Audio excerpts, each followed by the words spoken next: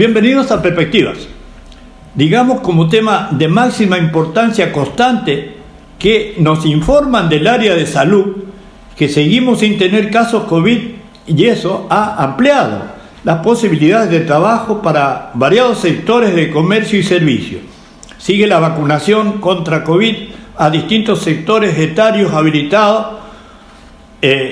habilitándose la inscripción de niños de entre 3 y 11 años. Con las imágenes frescas de los actos conmemorativos del 94 aniversario del fallecimiento de Ricardo Guiraldes en el monolito que lo recuerda junto al Puente el Viejo el viernes pasado, y el del descubrimiento de América, el encuentro de civilizaciones, este lunes 12 de octubre, volvemos a la actualidad que vivimos en política.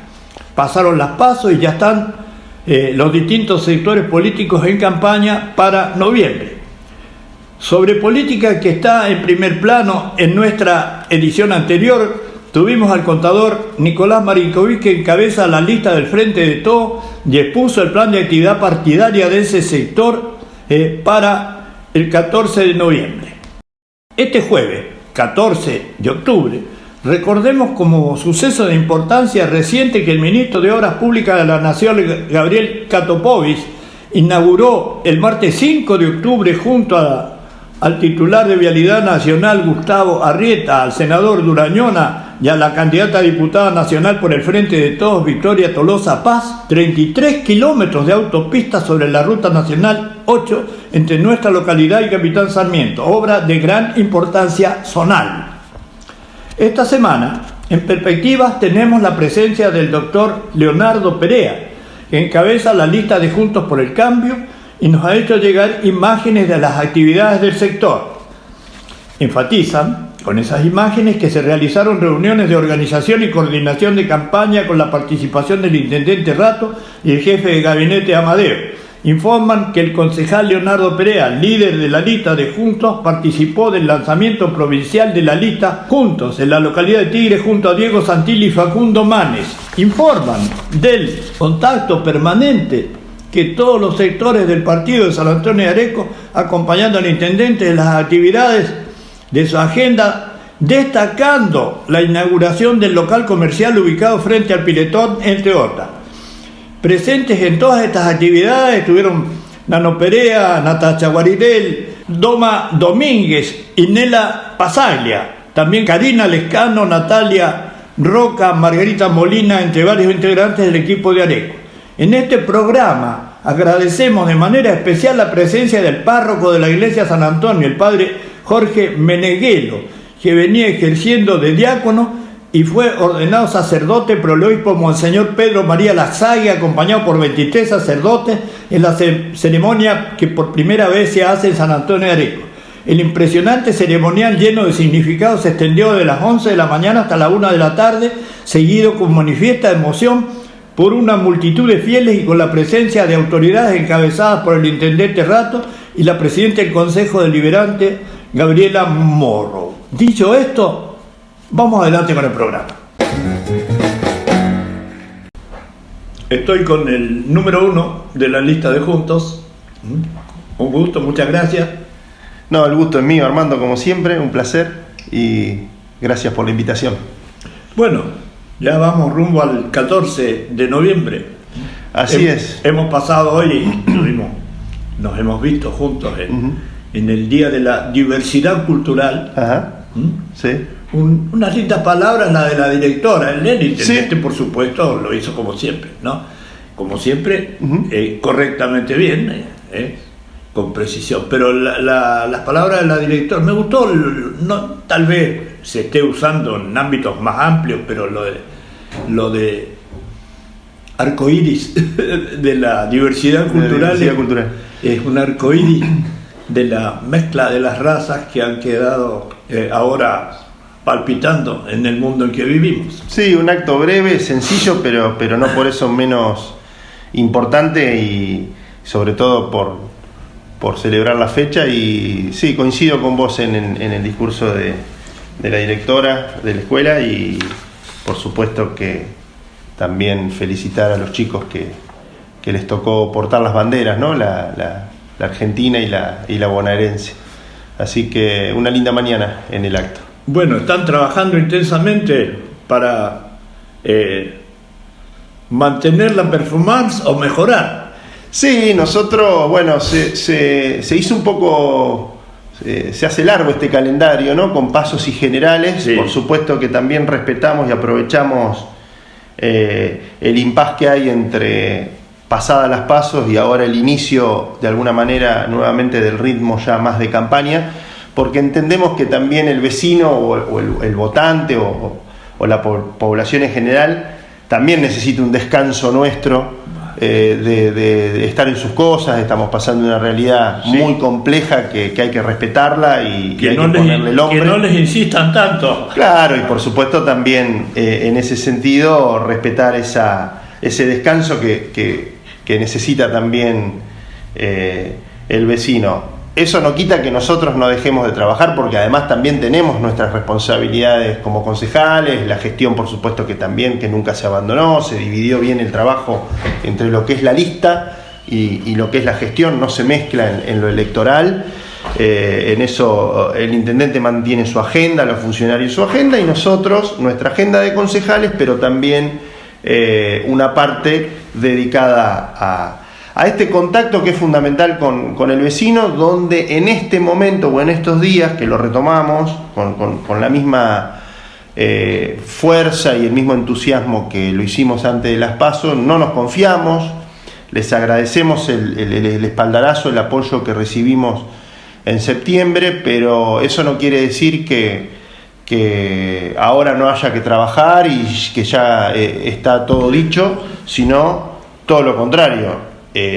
Nos compromete y nos da una responsabilidad de, como vos decís, de o ir por más o mínimamente sostener lo alcanzado y enriquece mucho también el no abandonar ese ida y vuelta con la gente.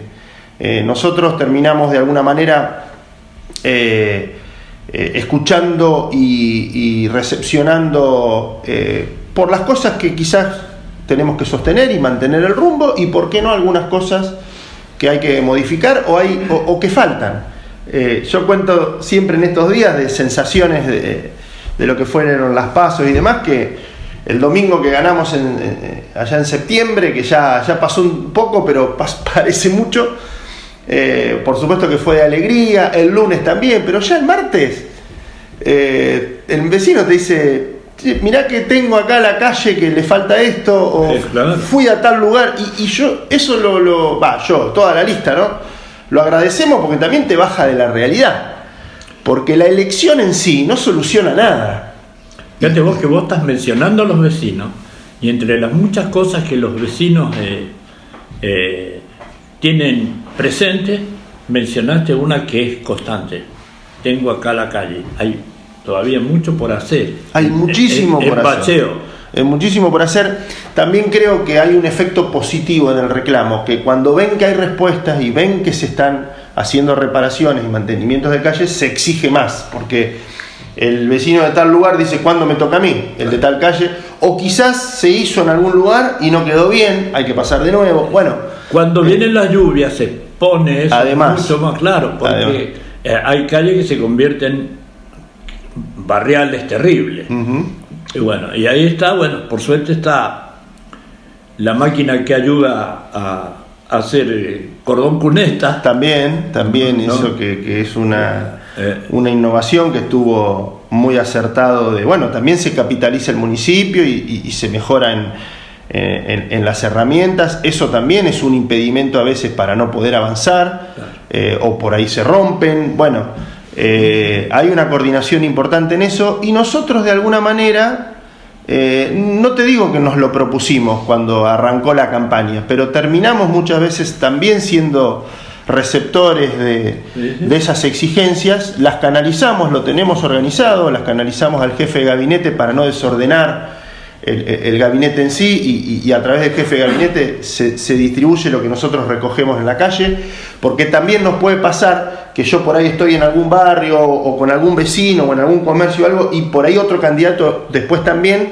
y los dos recepcionamos lo mismo. Entonces, para no superponer también en ese sentido la comunicación nuestra. Así que el receptor mediocampista es Miguel Amadeo, que sí, recibe los pases y reparte juego. Así tratamos de que sea. Por supuesto que no es que no hablamos con los funcionarios de manera directa, ¿no? Tenemos buena relación con todo, además de nuestro rol de concejales también lo que lo somos, pero es una forma de descentralizar y después distribuir el trabajo y no desorganizar al gabinete. Y también entusiasmados con todo un desafío que tenemos. Hemos hecho un trabajo y lo seguimos haciendo el padrón. Con el trabajo de los fiscales después de la elección te deja una radiografía de cómo se votó, de quién no fue a votar, no por esto en una tarea de seguimiento o de incomodar al que no fue, que está en todo su derecho, es una decisión personal más allá que era una obligación,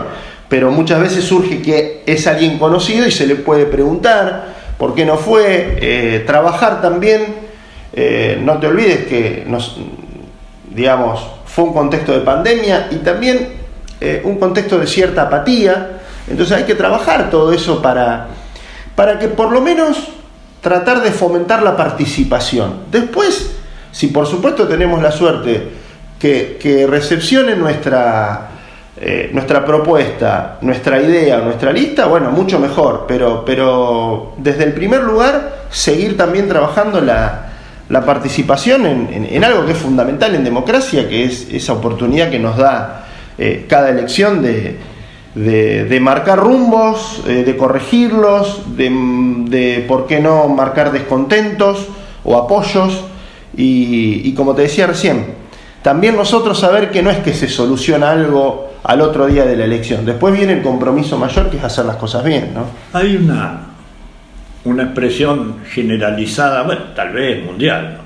La separación entre sectores políticos que compiten más cerca, qué sé yo, ponerle demócratas y republicanos en Estados Unidos, pero acá tenemos el sector filo peronista y el sector filo radical, ponerle vos, o que lo identifican con el macrismo.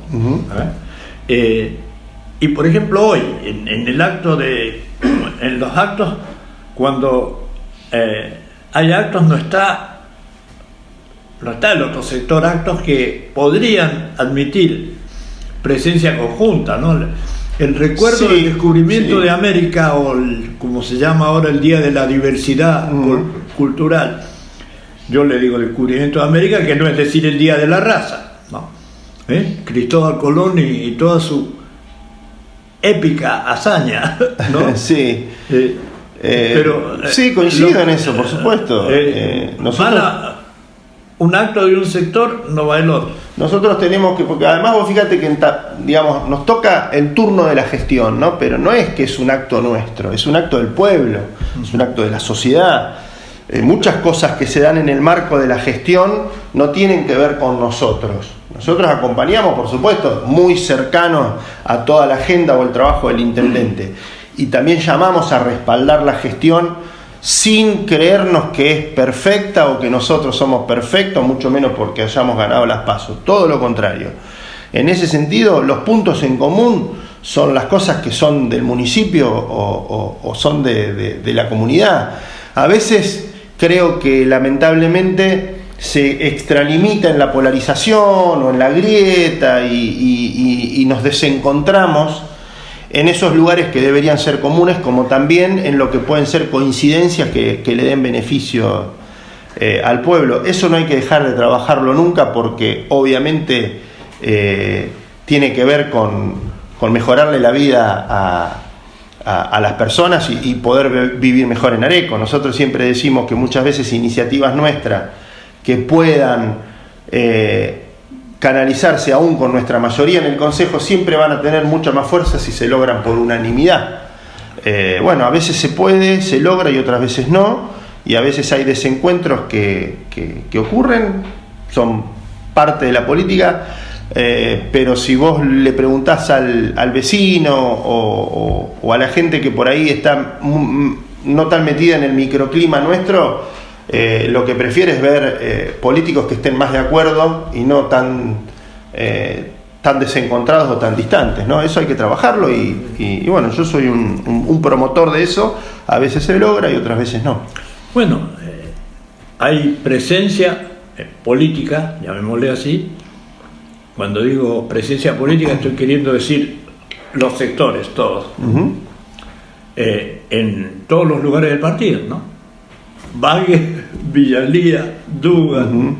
Sí, bueno, nosotros... Presencia y... Referentes, sí. Referentes, claro. y actividades. Sí.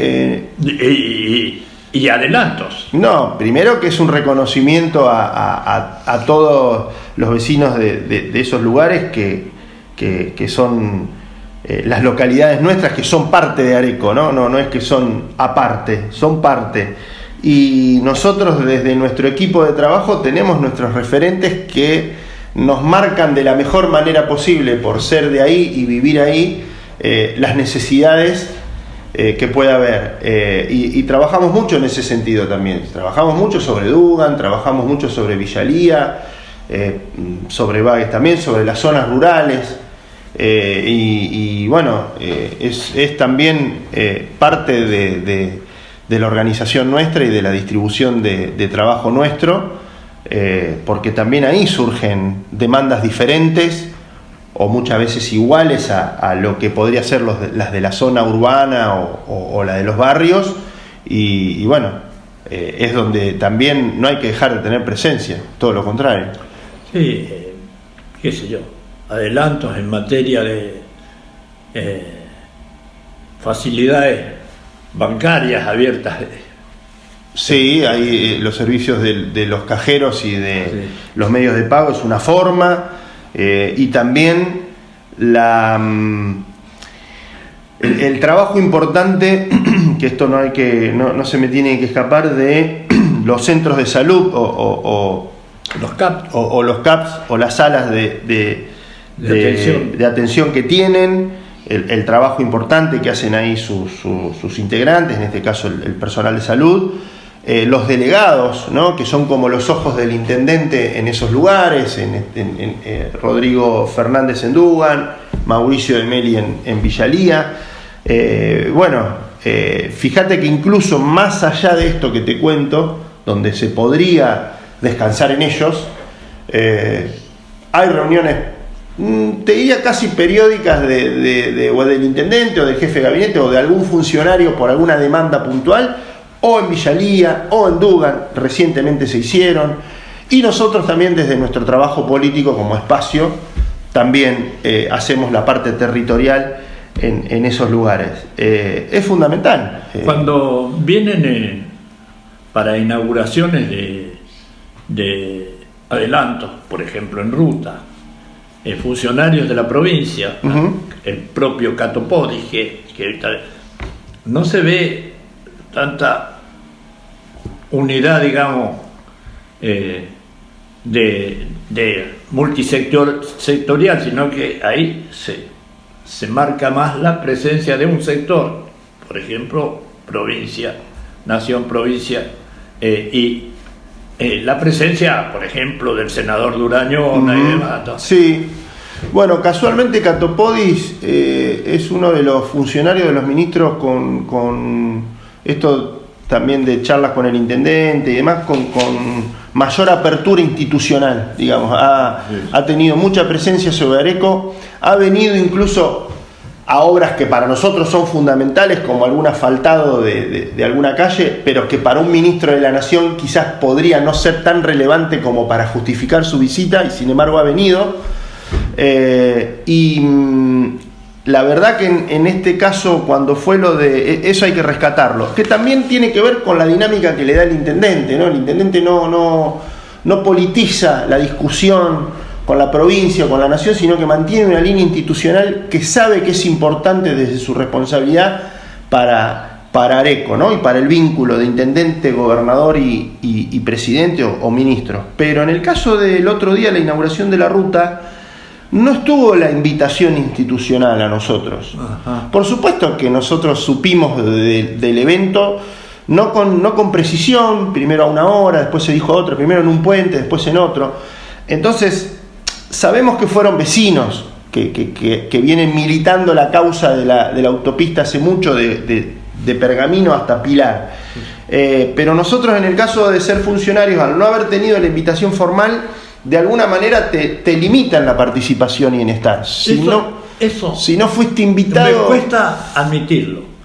Me cuesta admitirlo porque yo creo que, como quiera que sea, las obras, los adelantos... No. Son de todo. Igual te digo, Armando...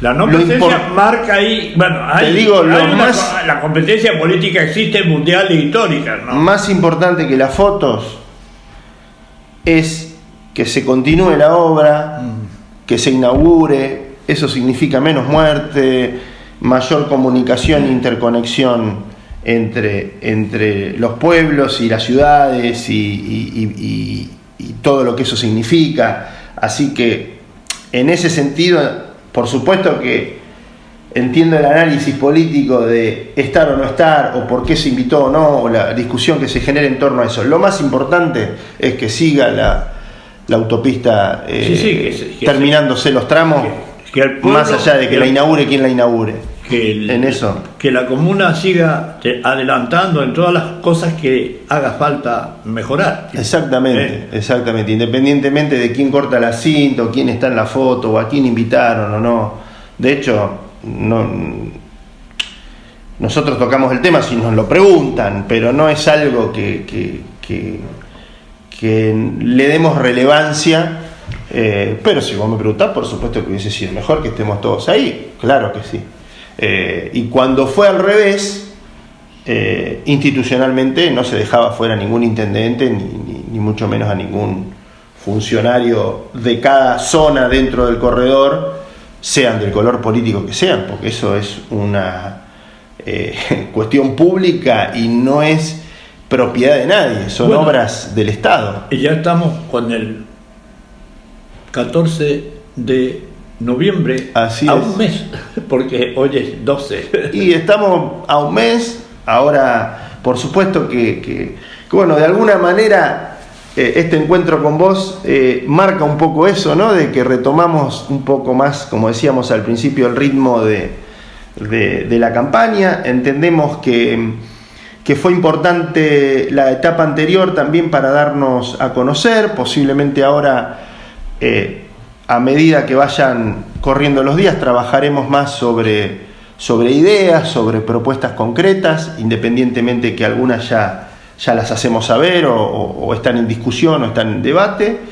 Y bueno, como decía, nosotros con una gran responsabilidad, porque nuestro espacio desde lo local sintió el respaldo para seguir trabajando sobre lo que entendemos que se respaldó o la población lo ve positivo, y enderezando o corrigiendo lo que no esté bien o cumpliendo con lo pendiente. Bueno. Y en lo provincial o lo nacional, que estuve justo el viernes pasado en el lanzamiento en Tigre de este feriado, no, sino el anterior, de la lista que ahora se genera en unidad, ¿no? De Santilli y Manes, que compitieron en las PASO.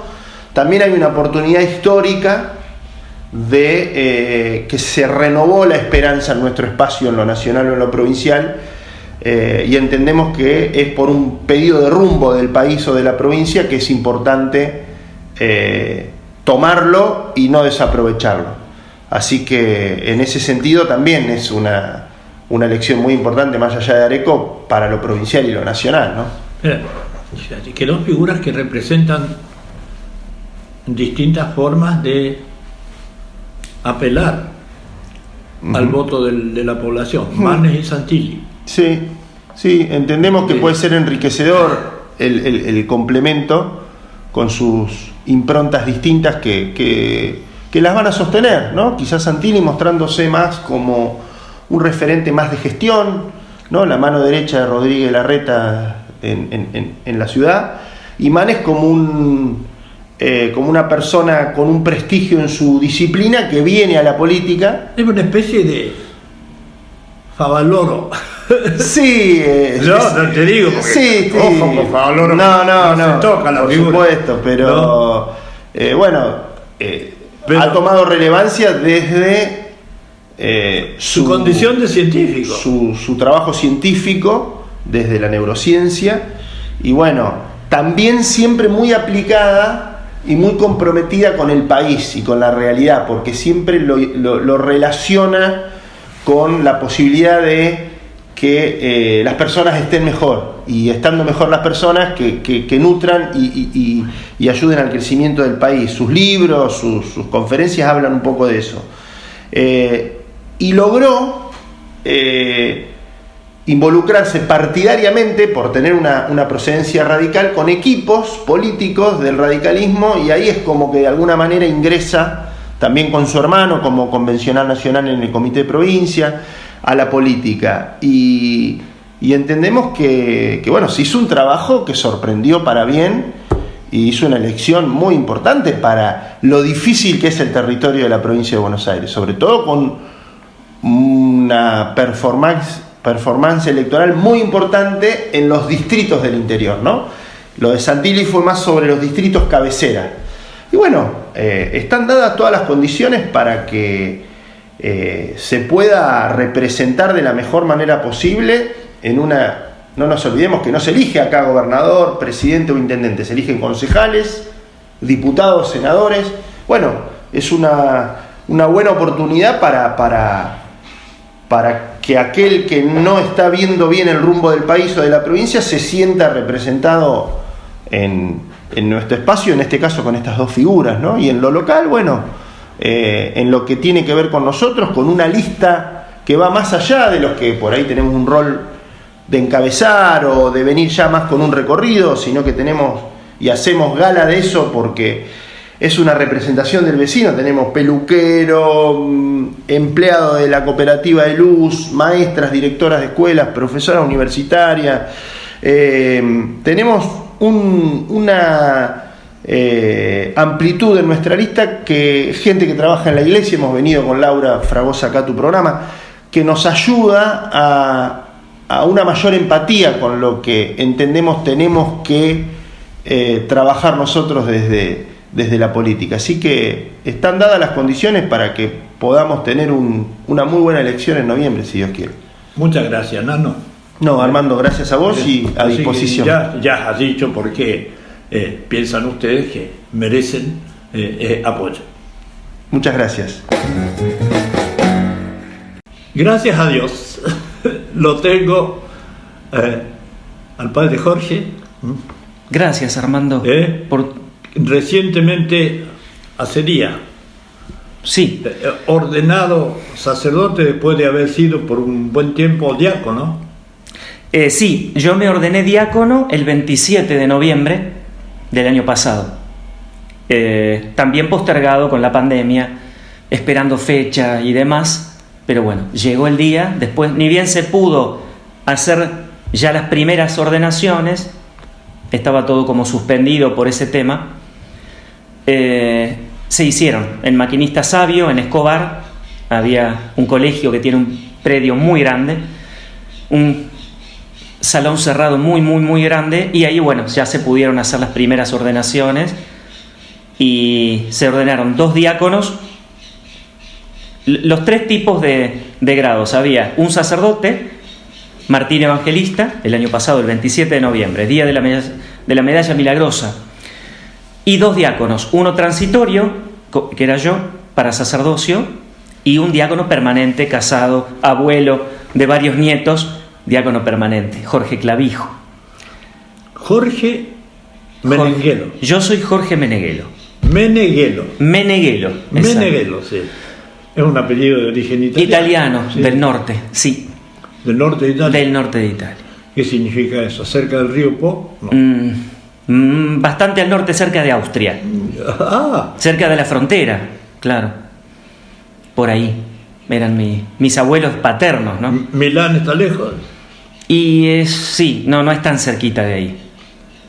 Ajá. Sí. Bueno, ¿y los abuelos? Los abuelos, claro, ellos vinieron de allá. ¿Italiano? Mi papá ya nació acá, obviamente. Mi papá es de acá. El abuelo había venido de allá. ¿Emigrante de qué época?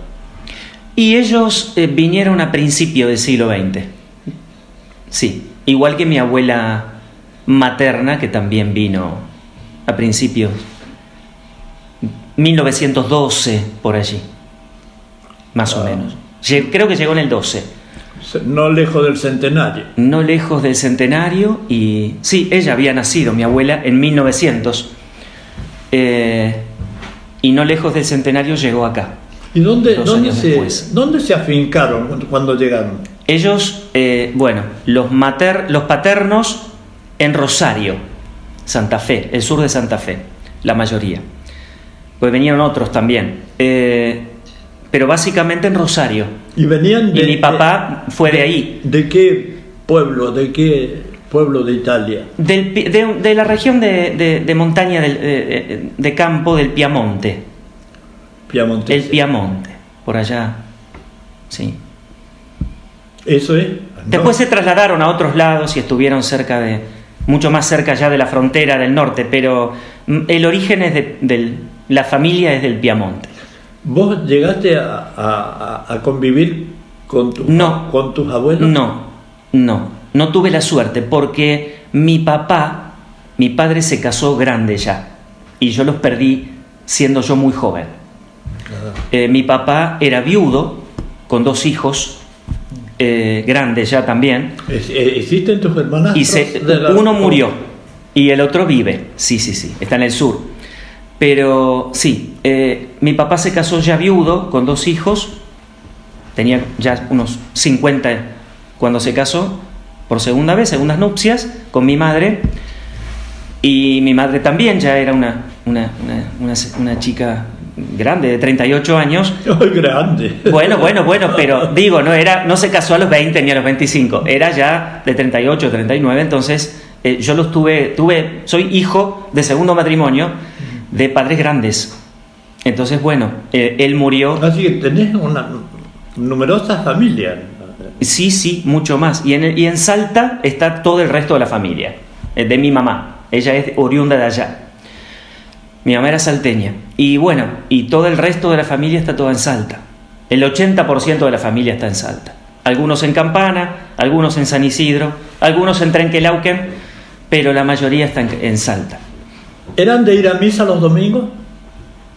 En el caso de... Te digo porque sí, yo soy de una familia que es importante peinaditos los domingos. Sí, en el caso de mis padres eran profundamente católicos, pero por ahí no eran, como se puede pensar, iban a misa, por supuesto, rezaban todos los días. Íbamos a Luján una vez por mes, ¿Cuántas al santuario. Eran? ¿Cuántos había en la mesa? En la mesa, y éramos mi padre, mi madre y los 3, hasta que cuando yo era chico, después se casaron ya mis hermanos, rápidamente, cuando yo era muy chico todavía, se pusieron de novios, se casaron y ya hicieron su familia, y luego éramos nada más que los 3. Era yo prácticamente hijo único de ese segundo matrimonio. De mi madre, por lo menos, el hijo único de ella, ¿no? Ella solamente me tuvo a mí, llegó a tenerme a mí. ¿Y entonces fuiste a la escuela? ¿Dónde? En la escuela en Campana, la escuela número 7, provincial número 7, John Fitzgerald Kennedy, cerca de mi casa. John Fitzgerald Kennedy, escuela John Fitzgerald el nombre Kennedy. Es bastante nuevo, digamos. Sí, una escuela, bueno, es una escuela antigua, pero por ahí no sé si le habrán cambiado el nombre un poco antes de que yo vaya, pero sí, es una escuela. John Fitzgerald Kennedy, católicos de Estados Unidos. Sí, tal cual.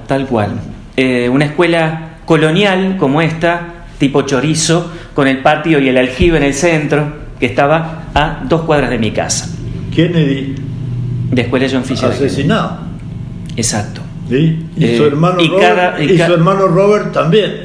Y cada vez que venía esta fecha, bueno, obviamente se festejaba el tema, se conmemoraba el tema de Kennedy, bueno, yo recuerdo todo eso. Dallas. Linda, sí, fue en Dallas, la tragedia de Dallas.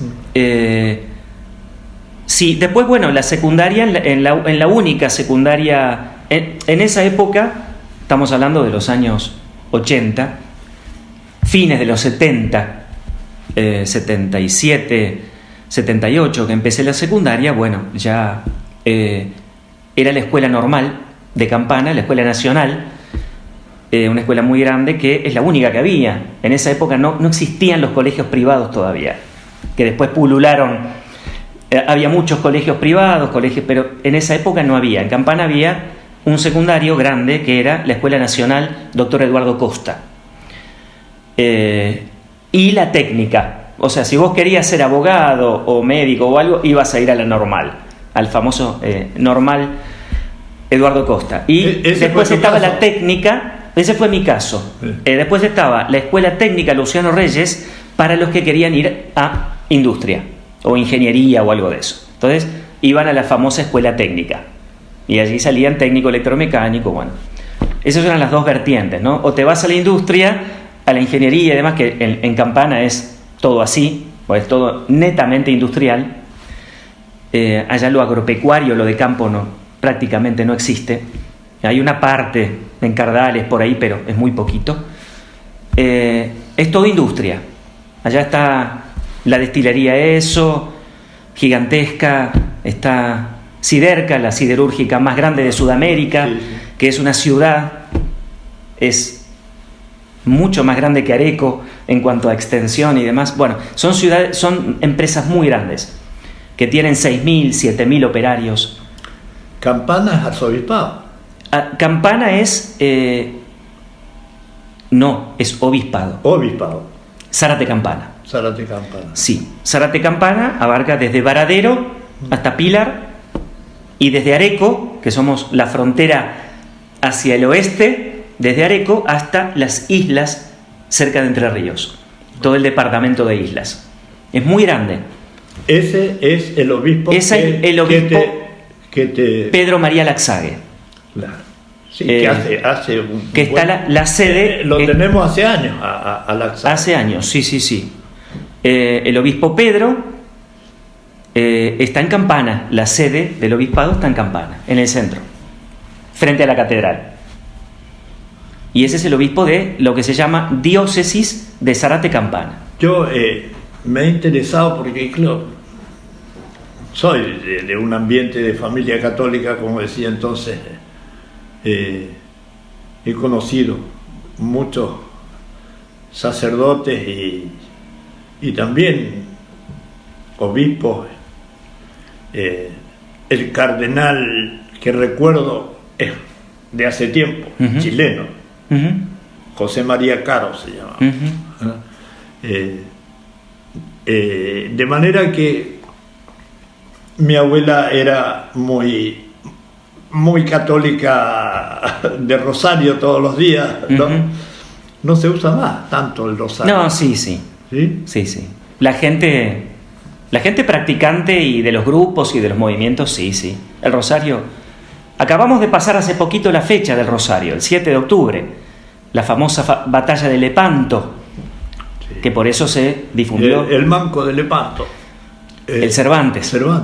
Sí, hace poquito fue el 7 de octubre, la conmemoración de la fiesta que se instituyó por el Papa Pío V de el Rosario. ¿Por qué? Porque, bueno, se le atribuye haber ganado la famosa batalla de Lepanto contra los turcos en el día del Rosario, así que quedó ahí en la historia. Esa batalla que definió la historia de Europa, porque si se perdía... Bueno, la historia del mundo, así llamado occidental, está muy vinculada con la religión, ¿no? Sí. Porque Europa era claro. Una cantidad de naciones que estaban vinculadas con la bendición de los papas, ¿no? Era lo que se llamaba el Sacro Imperio Romano Germánico. La cristiandad, un término que se usaba era la Europa cristiana o la cristiandad, que en ese momento se veía amenazada por el poder enorme que tenían los árabes, los turcos, claro. El Imperio Otomano se expandía en todo el norte de África, todo el mundo árabe, hasta llegar allá al Tigris y el Éufrates, pero se extendía por todos lados y ya tenía todo el este de Europa. O sea, tenían bajo su poder Grecia, Albania, Montenegro, Rumania, Transilvania, Hungría, el sur de Polonia. El Imperio Otomano se expandió sobre Europa después de la caída de Constantinopla. Claro. Las cruzadas son muy anteriores. Claro. Las cruzadas la caída son... contra Constantinopla, siglo IV. Eso fue en 1453. Sí. Siglo V. Siglo V. En 1453, creo, cayó Constantinopla, que era el freno. ¿Dónde estaba Constantinopla? Bizancio. En el Bósforo. Bizancio. Claro, en el cruce de Turquía, de la península de Anatolia, Sí. a Europa, Sí. o sea, a la Europa del Este, a los Balcanes. Ah. Entonces, cuando cayó Constantinopla, obviamente tuvieron la puerta abierta para entrar a Europa del Este. Ahí fue donde ocuparon los turcos toda Europa del Este.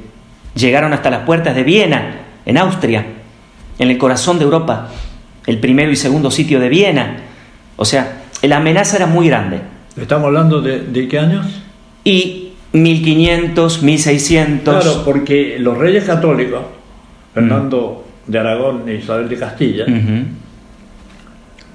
fueron los que Recuperaron. echaron... Del otro lado. Hay un cuadro famoso que es cuando Boabdil Entrega la llave... le entrega las Le llaves entrega la llave de Granada. de Granada. Bueno, pero eso era un proceso que pasaba en la otra punta de Europa, en España. Sí. Entonces, cuando ya por España no pudieron penetrar, porque los españoles recuperaron España, Claro. el Imperio Otomano empezó a atacar por el otro lado, por el este, por Europa del Este. Claro. Grecia, Rumania, Polonia, vinieron las famosas guerras. Sí, a África les estaba vedada el paso de ¿A quién? Granada, todo eso.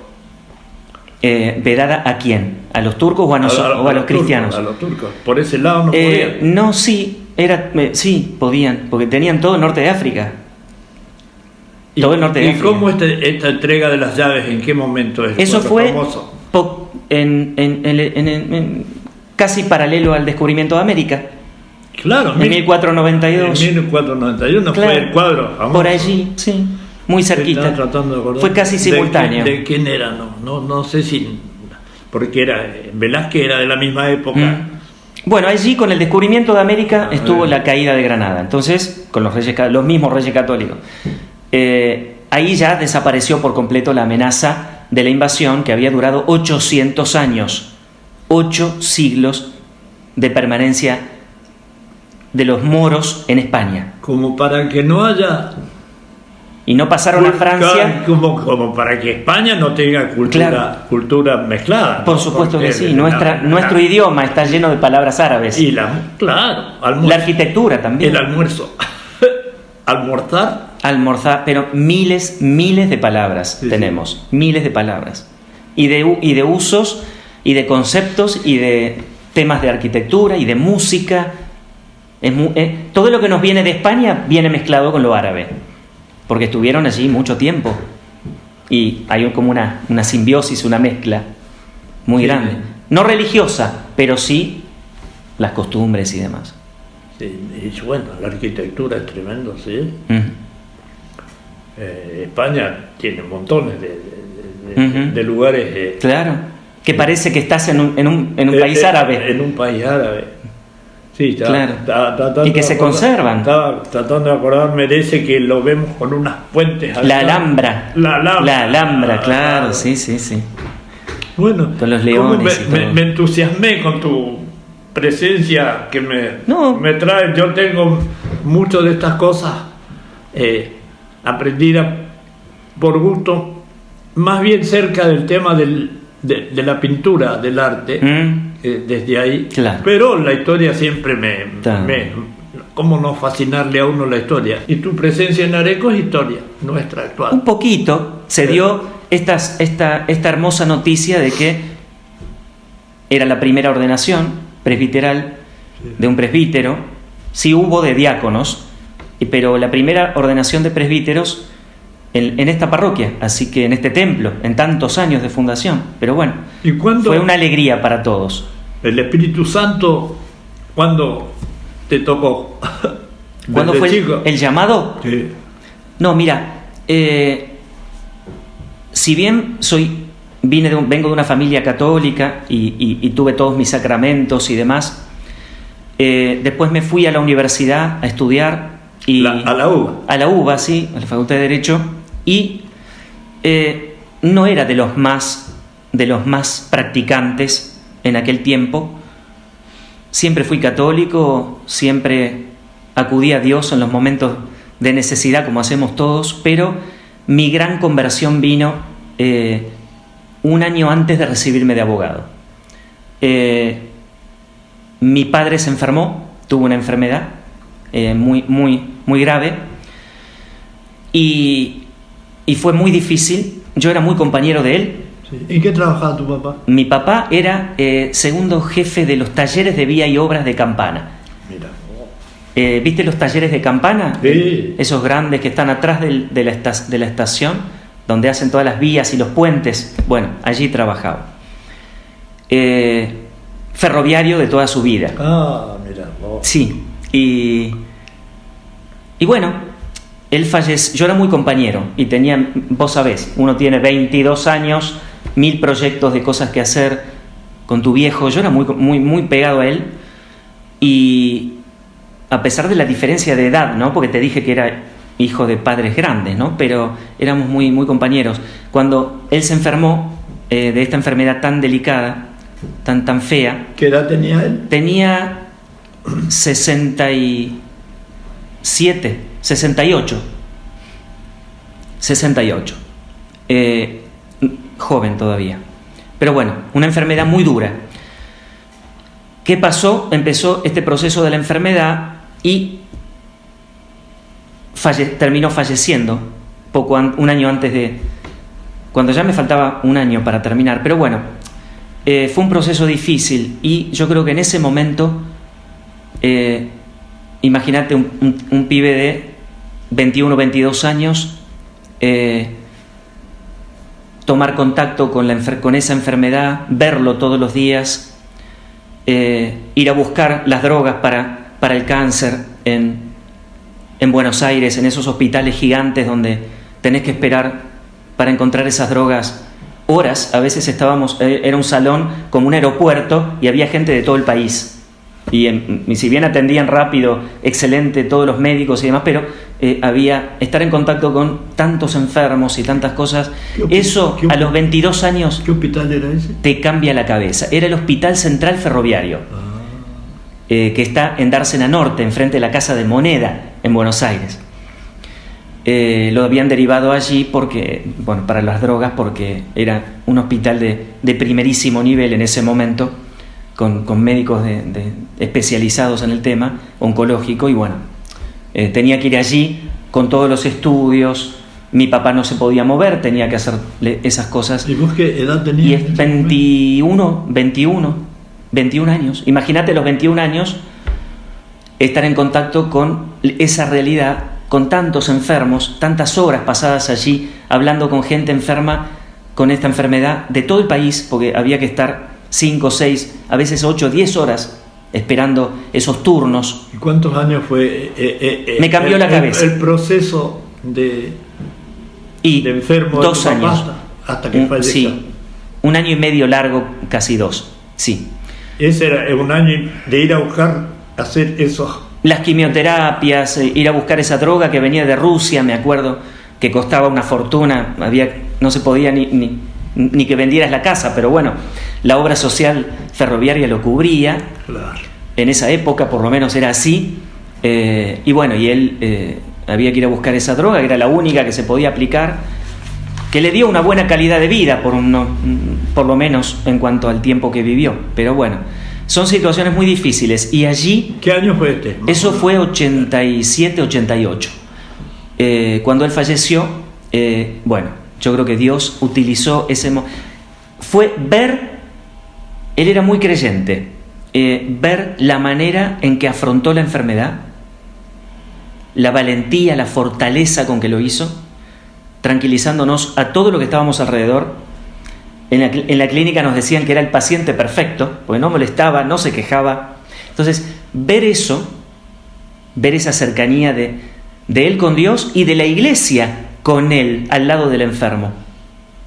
la iglesia, que se presentaba, que venía el sacerdote, que venía el que le daba un sacramento. Ver eso me cambió la cabeza. Dije, pucha, Dios existe y la iglesia existe y todo esto es verdad. Porque yo no la busqué, venía. No era algo que yo estaba buscando, no era una idea mía, no era una sugestión mía, era algo que sucedía. Esa objetividad ¿Tu mamá era muy creyente? me cambió la cabeza. ¿Tu madre? Mi mamá también. Pero en ese momento ella no era la que impulsaba ni la que buscaba este tipo de cosas, porque estaba muy afectada por esto. Entonces yo tenía que cuidar, verlo de mi papá y contener a mi mamá, que era muy dependiente también de mi padre. Ahí desarrollaste Y aplicaste, tuve porque que... la tenía una paciencia muy grande. Sí, tuve que contenerla, y bueno, pero ahí estaba Dios, ahí estaba la iglesia, ahí estaban los sacerdotes, ahí estaba... Entonces yo dije, acá hay algo que yo tengo que revisar en mi vida. Es como que toda la estructura mental que tenía hasta ese momento se desmoronó. ¿Cómo son las virtudes teologales? Constancia, paciencia. No, las teologales, fe, esperanza, Fe, esperanza y caridad. y caridad. ¿Y la constancia, paciencia qué son? Y son virtudes morales. Morales, ¿sí? Las virtudes morales que juegan, las virtudes cardinales se les puede llamar también, que son como virtudes importantes, principales, alrededor de las cuales giran otras muchas virtudes también. Cuando se habla del miedo que ha habido ahora con nuestra ya La pandemia. esperemos que la estemos despidiendo con nuestra pandemia, ha estado presente el miedo a la muerte Sí, y la figura de Dios. es natural, somos humanos. Jesús también tuvo miedo y lloró en el huerto de los olivos. Lloró. Y le pidió al Padre, en el huerto de los olivos, Padre, si puede ser, sálvame de esto, que pase de mí esta copa, el cáliz. Sí. Que pase de mí este cáliz quiere decir, líbrame de Y esto. después quítame Pero prevaleció la voluntad de Dios. O sea, pero no se haga mi voluntad, sino la tuya. sino la tuya. Sí. O sea, el miedo, Jesús era tan humano, tan hombre como nosotros, hombre perfecto, perfectísimo, que sintió lo mismo que nosotros. Y en la cruz dijo, Padre, ¿por qué me has abandonado? Sintió el abandono que nosotros sentimos también. Era muy humano, muy hombre, pero también prevaleció. Al momento de estar frente a la situación, él prevaleció su fe, su amor al Padre y su confianza en el Padre. No se haga mi voluntad, sino la tuya. Es increíble, no sé cómo andamos de tiempo, nos queda muy poquito y yo me anoto para alguna otra conversación. Este es un tema, si vamos a hablar del tema de la muerte, prácticamente es un tema muy extenso, muy lindo, pero muy extenso. Te puedo adelantar algo. Henry, ¿qué es Henry? Jesús. El rey de los judíos. Este es el rey de los judíos. El cartelito arriba, el cuadro de, qué sé yo, de Velázquez y otros. El de Velázquez es quizá el más famoso. Sí, sí. Sí. Es un tema muy, muy profundo, muy lindo para hablarlo extensamente, para escuchar, para hablarlo con la palabra de Dios en la mano, porque es acá y solamente acá donde esa respuesta está. No hay otra. El que venció a la muerte es Jesucristo. No hay otra respuesta a esto. Yo soy el camino, la verdad y la vida. Y la vida. El que cree en mí, exacto, no morirá. Te puedo adelantar algo. El encuentro, lo que te hace perder el miedo a la muerte, es el encuentro con Jesús resucitado. Es darte cuenta que Jesús no es un hombre que murió hace 2000 años y que no está más. Jesús, cuando vos te encontrás ahora, hoy, acá, 2000 años después, con Jesús resucitado en tu vida, se te manifiesta y te das cuenta con toda seguridad de que vive, porque lo sentís en tu vida, allí, y te das cuenta del amor de Dios y experimentás el amor de Dios, sabés que allí, aunque no lo ves, hay alguien que está gobernando tu vida, y reconoces y comprendés el amor de Dios, allí el miedo desaparece, porque sabés que Dios está allí. Me queda pendiente muchas cosas para preguntarte. La gente, yo suelo escuchar mucho conferencias sobre estos temas. Creyentes y no creyentes en oposición. La ciencia versus la fe. Eso se llama apologética. Sí, el trabajo apologético es la defensa de la fe. Bueno, suelo escuchar mucho eso y, por ejemplo, por dejarlo ahí nomás, porque ya te estoy pidiendo que vuelvas, ¿no? Bueno. Casi que lo dejo como tema. Está bien. Que el Génesis habla de, por ejemplo, nosotros, yo de niño y muchos niños que llevamos adentro en la vida, hemos escuchado cosas como: al tercer día Dios creó esto, aquello y lo otro. Habla de la luz. Y cuando habla, y ahí lo dejo, de días, dice, no son días de 24 horas. Estamos hablando de edades, de épocas, de millones de años a base. Dice, desde que todo lo que se dio en este planeta nuestro, ¿no?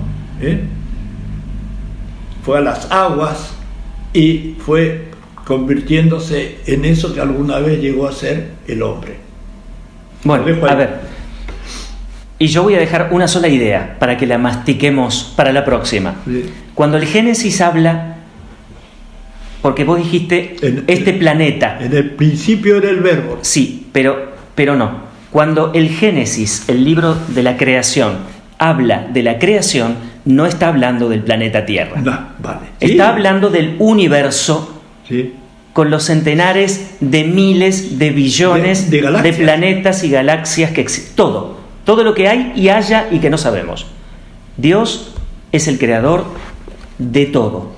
No está hablando del planeta Tierra y de que llenó y explotó todo de vida, porque si no, imagínate, no sabemos si hay vida en otros lugares, pero el Génesis nos habla ya desde la expresión antigua, el cielo y la tierra. En el principio, así empieza la Biblia, en el principio hizo Dios el cielo y la tierra. Sí. Esa expresión antigua, porque el hombre antiguo que escribió... Después vino la luz. No sabía el concepto de planeta. No tenían idea de que existían los planetas, de que esto era un planeta. La expresión el cielo y la tierra significa para el hombre antiguo y para nosotros la totalidad de lo que existe. Todo. El universo, como decimos hoy. Habla de la luz, el Génesis. Eso creó Dios. Todo. El mensaje es ese. Todo lo que vos ves y lo que vas a descubrir de acá hasta el fin del mundo, eso lo hice yo. El hágase la luz es parte de ese, por supuesto, de ese preámbulo. Hágase la luz y la luz se hizo. Es un tema lindo también. Padre Jorge, amigo Jorge, muchas gracias. Gracias a vos por este ratito. Otro día por ahí podemos empezar a ver qué es lo que Dios nos dice sobre estas cosas. Vale, totalmente, que es muy lindo. Absolutamente. Bueno. Muchísimas gracias. Bueno, hasta siempre. Gracias a vos.